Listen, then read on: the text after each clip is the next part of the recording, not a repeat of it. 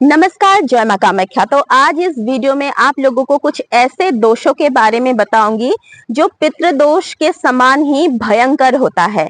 और पितृदोष को मैं इसीलिए भयंकर कह रही हूँ कि पितृदोष जो है अगर वो लग जाता है किसी को तो ये लगभग काला जादू जैसा हो जाता है। कोई भी काम नहीं बनता है, महत्वपूर्ण काम होते होते रुक जाता है, घर में लड़ाई झगड़े होते हैं, विवाह योग्य लड़का हो या लड़की की शादी नहीं होती है। सब कुछ ठीक होने पर भी आय का जो स्रोत है यानी इनकम का जो स्रोत है वो रुक जाता है, बचत नहीं होता है, सेविंग्स नहीं होता है और घर में तो लड़ाई झगड़ा होता ही है, साथ ही मांगलिक कार्य रुक जाते हैं, पिता और बेटे के बीच में नहीं बनती है।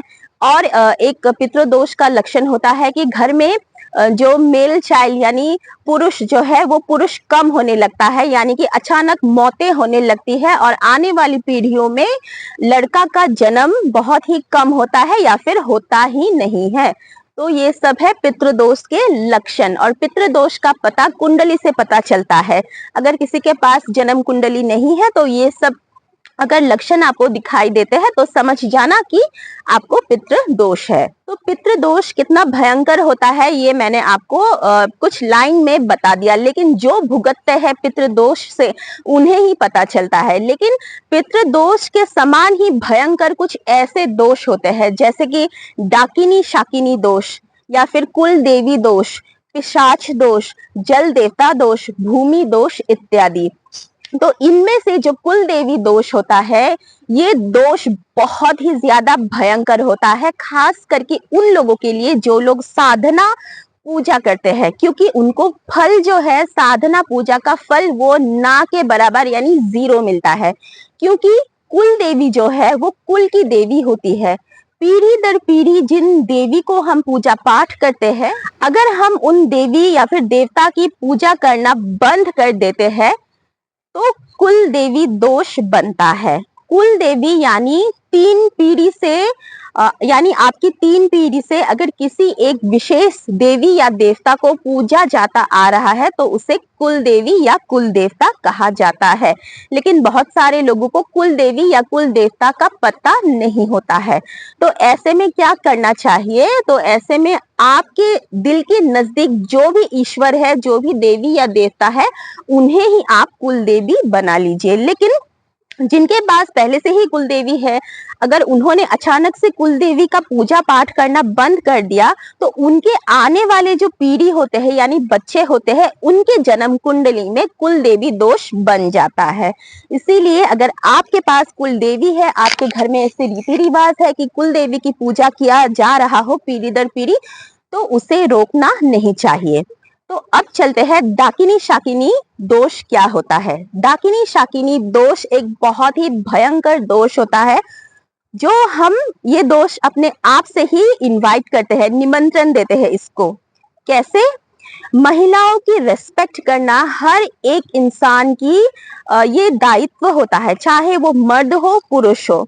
घर की बहू बेटियों को उचित सम्मान अगर नहीं मिलता है, पति अगर अपनी पत्नी को छोड़ के एक्स्ट्रा मैरिटल अफेयर में लिप्त होता है, यानी पत्नी को छोड़ के किसी और स्त्री के पास जाता है, तो उसे डाकिनी शाकिनी दोष लगता है। साथ ही उसके आने वाली पीढ़ी को भी डाकिनी शाकिनी दोष लग जाता है। अगर किसी इंसान ने या फिर किसी सास ने या फिर ससुर ने या फिर अपने घर वालों ने अपनी बहू बेटी को या फिर अपने घर के महिला सदस्यों को मानसिक या शारीरिक रूप से पीड़ित किया हो या फिर उनको एक तरह से मृत्यु की मौत की मुंह तक धकेलते हैं, तो उन्हें भी डाकिनी शाकिनी योग लगता है। और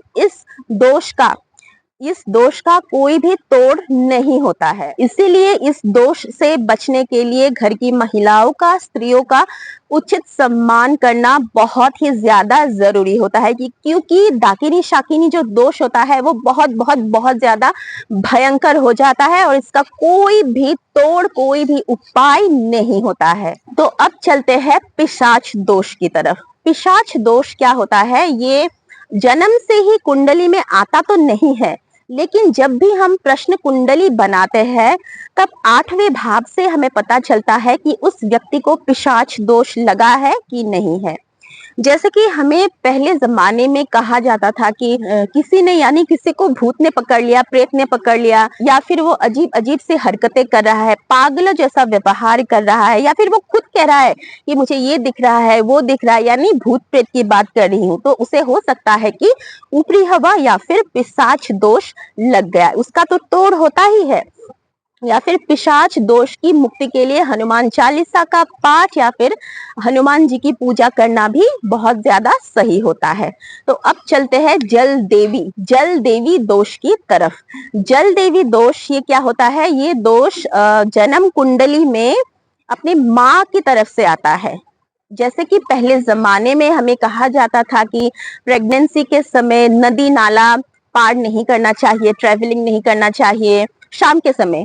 लेकिन आजकल तो ट्रैवलिंग होता ही है विभिन्न कारण से, कोई वर्किंग लेडी है या फिर कुछ भी कारण से ट्रैवलिंग होता ही है, लेकिन शाम के समय खास तौर पर अगर कोई प्रेग्नेंट महिला जो है वो जल का स्रोत नदी नाला पार करती है, तो उसके आने वाले बच्चे की जन्म कुंडली में जल देवी दोष बनता है। और जब जल देवी दोष बनता है तब भी विभिन्न प्रकार की जो प्रॉब्लम्स होता है उस बच्चे को या फिर उस इंसान को भुगतना पड़ता है। जैसे बीमारियां हर समय लगी रहना, या फिर पानी जल का घाट होना, जल घाट होना यानी जल घाट यानी पानी में डूब के मरना, ये सब जो दोष होता है वो उसे लग जाता है। साथ ही और ऐसे ही बहुत सारे दोष होते हैं, क्षेत्रपाल दोष होते हैं, त्रिखंडी दोष होते हैं, ये सब बहुत सारे दोष होते हैं जो पितृ दोष के समान ही भयंकर होता है। लेकिन इन सब में से अगर हम इन दोषों को छोड़ के एक पकड़ ले, पितृ दोष को पकड़ ले, तो पितृ दोष का अगर हम निवारण करते हैं तो ये जो सारे दोष होते हैं, सिर्फ डाकिनी शाकिनी दोष को छोड़ के, ये जो सारे दोष होते हैं, कुल देवी दोष, क्षेत्रपाल दोष, भूमि दोष, जलदेवी दोष, ये जो दोष होते हैं, ये दोष से हमें मुक्ति मिलता है। लेकिन पिशाच दोष जो है ये तो अलग होता है। अगर किसी को भूत प्रेत ने पकड़ लिया तब ये बनता है पिशाच दोष।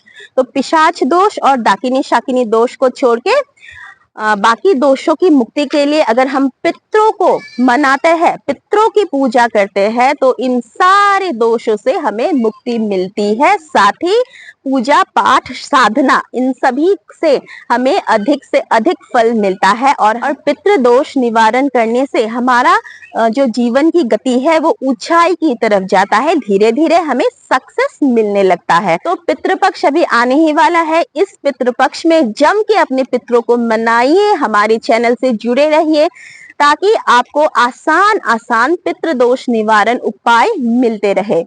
और 1.25 लाख मंत्रों से अभिमंत्रित किया हुआ पितृ दोष निवारण यंत्र को हमसे खरीदने के लिए आप डिस्क्रिप्शन बॉक्स को चेक कीजिए, वहां पे हमने ईमेल आईडी दिया हुआ है, वहां पे आप ईमेल कीजिए। तो चलिए इस वीडियो से विदा लेते हैं, मिलते हैं अगले वीडियो में। जय मां कामाख्या।